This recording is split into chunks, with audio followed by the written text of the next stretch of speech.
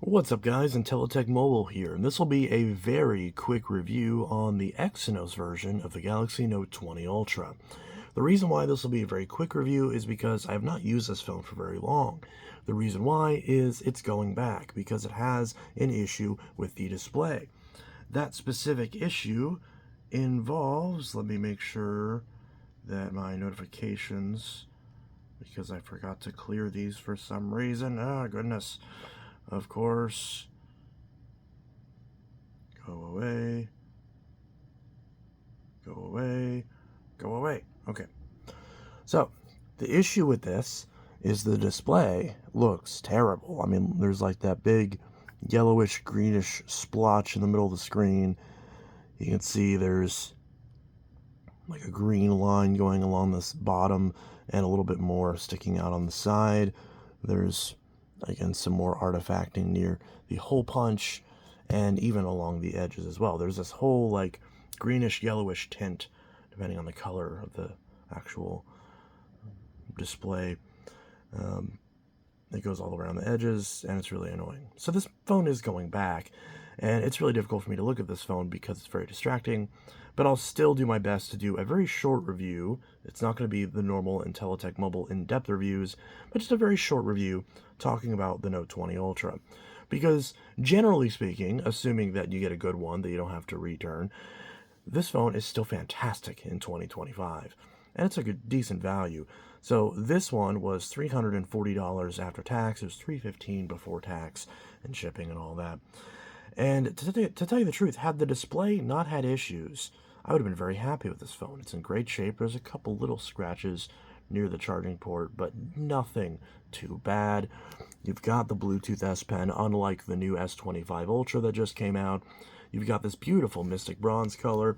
This was the first time that we actually had a sort of satin finish on the back of a Note, and it's the only time we had it, as the Mystic Black and Mystic White colors actually did not have this satiny finish. They had a glossy finish like the previous Notes. So if you wanted this sort of satiny finish, your only option is the Mystic Bronze, but it is a very nice color. When I first got it, I was worried it'd be a bit too pinkish, but it's actually quite nice. But anyways, besides the color and all that, this phone particularly is the 256 gig Exynos model.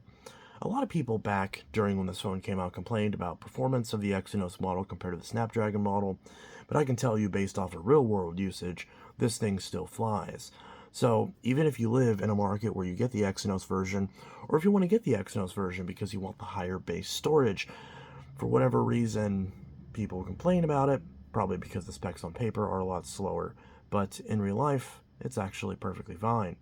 And this phone still flies through everyday tasks, no problem. Probably no thanks in part to its 12 gigs of RAM.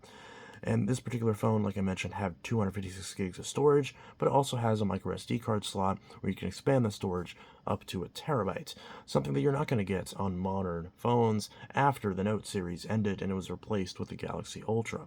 The S22 Ultra, 23, 24, and 25 Ultra all got rid of the SD card slot, so your only option is to pay more for the internal storage.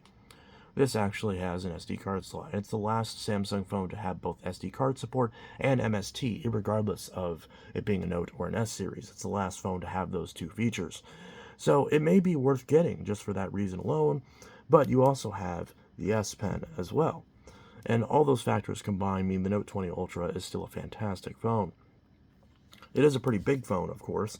You do have the standard Note 20, which is actually what I'm filming this video on, but the Note 20 isn't actually that much smaller, and the fact that the standard version of both of these come with 128 gigs means that the standard Note 20, which I originally bought to daily drive, I can't use because it doesn't have enough space, so I'm constantly fighting with the storage, and it just wasn't worth it. Even on my Note 10 with 256 gigs of storage, but no SD card slot, I'm running out of space. So, unfortunately, because of the issues with this phone, I still have to daily drive my Note 10. So that's unfortunate. And again, a reason why this is a very quick review. It's not an in-depth review. I'm not going to be showing a million different things on it like I usually do in my reviews. It's just going to be quick and, well, quick. So yeah, The build quality of this is great, as you'd expect. The corners feel a little bit sharper than on the Note 10 series, but it's still nice and rounded, so it's nice to hold. Although this bottom edge, I actually did use it for the last few days without a case, and the little edge right here, like right where it curves over to the glass, or I should say lack of a curve, that bit of metal kind of sticks out a bit.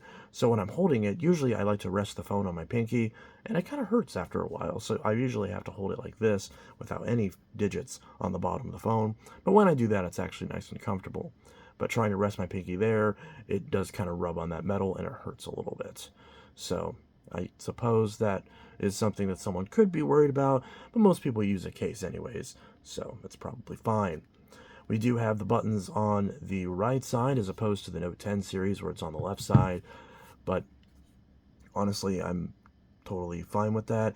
For a while, I was annoyed with the S Pen being down here, but really, I mean, I'm not left-handed, so it's kind of annoying, but really, in theory, I could just hold the phone like this and then pop the pen out like that. And for whatever reason, when I was daily driving the Note 20, that thought never came to mind. I always tried to pop it out with my left hand. So now that I try to use it with the... That's kind of funny how it complains like that. So now that I hold it with my left hand and pop out the pen this way, now it's actually just fine. So even the pen being on the left doesn't bother me as much as it used to. And I'm kind of surprised that I figured that out after just a few days. Because I never figured that out with the Note 20. So this, just like all the Ultras, has the pen on the left side of the phone. So if you're a lefty, that's going to be great. And if you're a righty, you can just pop it out this way, of course. And of course, you have the entire side to grip without worrying about mashing buttons, although you could mash these buttons over here. Now, of course, the camera on this is fantastic. I don't really know if I've used this long enough to have an accurate, opinion on the camera. But I mean, as you'd expect, it's fantastic. So if we want to take a picture of the Note 7, we can do that. And of course, it's great. You can even see little specks of dust on the screen that I didn't even see in real life. But yeah, so taking a picture of that.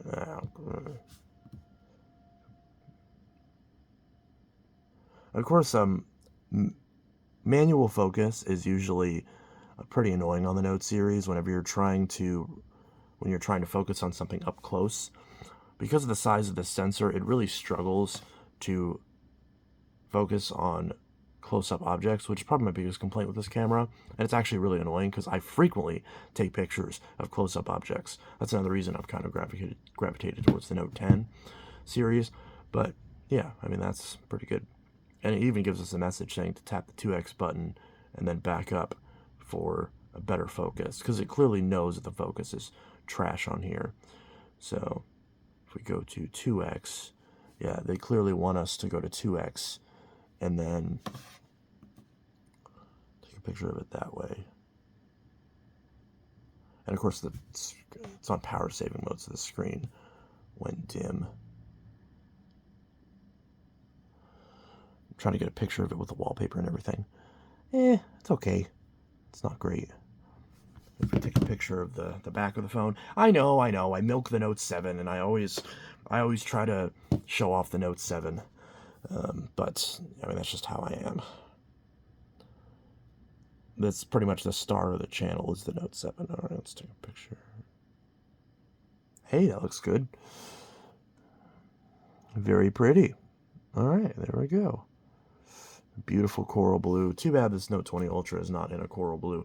Because I gotta admit, if they made a color that was like this color, but in the satiny finish, oh, that would be beautiful.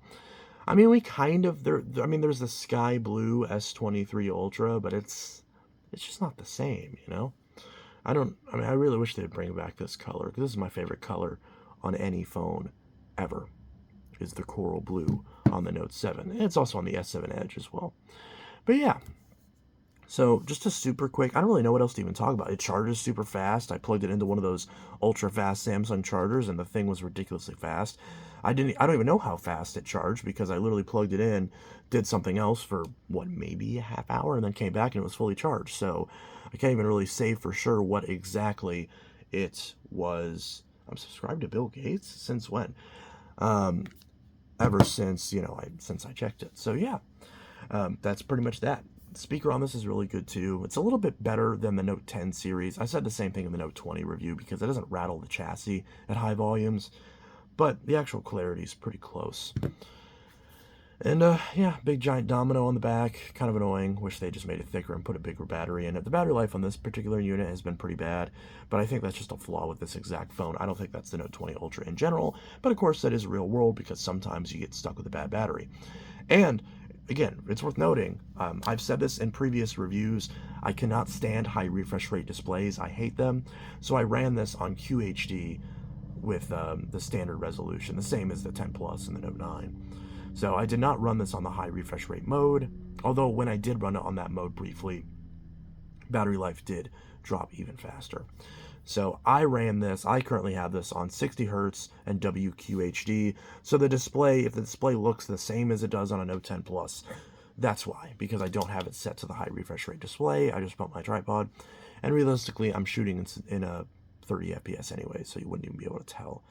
But regardless, that is an option. You can turn that off, and thankfully it is, because if it wasn't, I'd probably not have this phone, because I can't deal with high refresh rate displays. At least not, at least not like 120 hertz. 100 hertz I can deal with on my LCD monitor, but 120 hertz on an OLED, at least on this screen, I just can't do it.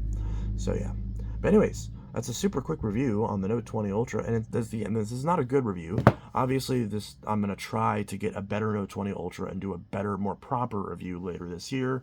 But in the meantime, just something quick and painless, just, general vibe. It's still a great phone, obviously. Is it worth $300? I think so. Now, the weird thing is that a lot of times, because of the fact that US Note 20 Ultras have 128 gigs, and the Note 10 Plus, this is the Note 10, but pretend it's the Plus, always has 256, a lot of times the price discrepancy between the 10 Plus and the 20 Ultra is not that high. So in those cases, if you're going to have an SD card in anyways, it might be worth stepping up to the Note 20 Ultra. But, because the only downgrade is that base storage. It's ridiculous that that's a downgrade, but in the US, it is. And if you want to get an international one like this one that's 256 gig, you're going to lose your 5G, which is another big jump, obviously. That's kind of one of the main reasons to get a Note 20 Ultra over a Note 10 Plus, because there is a 5G version of the Note 10 Plus, but nobody has one. So again, I can't comment on the 5G because this is an international model, so I don't get 5G. In fact, the signal I got on this was very poor with Mint Mobile, so I can't even comment on 4G. It was probably the equivalent of 3G speed because nothing ever loaded. So yeah, this is kind of half a rant on this phone, but also just, and yes, I did mess with APN settings and configuration and all that. For whatever reason, it just doesn't work, and I don't want to mess with it. So yeah, obviously this Note 20 Ultra is going back, and my SIM card's already back in my Note 10, but I don't know. Maybe I should switch back to my Note 9 and see what that would be like. I actually tried to do that a couple days ago, and I'm very much used to the in-screen fingerprint sensor, so trying to get used to this again was kind of a bit getting used to, and the Bixby button as well. So anyways, that's my super quick review of the Galaxy Note 20 Ultra, and then for a little bit of a size comparison, I hope I didn't just smack the side of the metal on this. So here it is compared to a Note 7. It's taller and wider. That's pretty much what you'd expect. And yeah, so that's pretty much that. And then I guess here's a Note 5. It's yep, again, it's taller and wider. And then I don't have a Note 10 Plus right now, but I've got the Note 9, so I can pop this out of its case. Maybe this Rhino Shield bumper is really annoying. There we go. And then there's our Note 9. It's a little bit. The Note 20 Ultra is a little bit taller, and it's is a little bit wider as well, so it's just a little bit bigger overall. There was a copper color on the Note 9 that's pretty similar to this Mystic Bronze, but just a bit darker of a shade. But yeah, so that's a quick review on the Note 20 Ultra. This is Intelitech Mobile, and have a good one. Peace. That's pretty much it. And again, this is not a good review, obviously. This is not like a crazy in-depth review that I'm super proud of. This is just something really quick. So that's that. Anyways, it is 10:10. I gotta go to work. So this was IntelliTech Mobile signing out. Have a good one. Peace. And let me know your thoughts on the Note 20 Ultra, especially if you live in the UK or somewhere where you have this exact Exynos model. Then let me know your experience in the comments below, because obviously I didn't use this for a long time. So if there really is a lag or a performance issue that pops up with the Exynos version, then let us know in the comments for sure. So that way, if there is something like that, then people can see it if they are genuinely deciding between the two and they have the option between both the Snapdragon and the Exynos version. So any input on this model, which I think this one's the B model, I think. Yeah, this one is the... Yeah, this one's SMN986B/DS, because this one's a dual SIM. So if any one of you have this model, then definitely let me know your experience in the comments below. And have a good one. Peace. Let me know what phone you want to see next. Statistically, I think I know which one it is.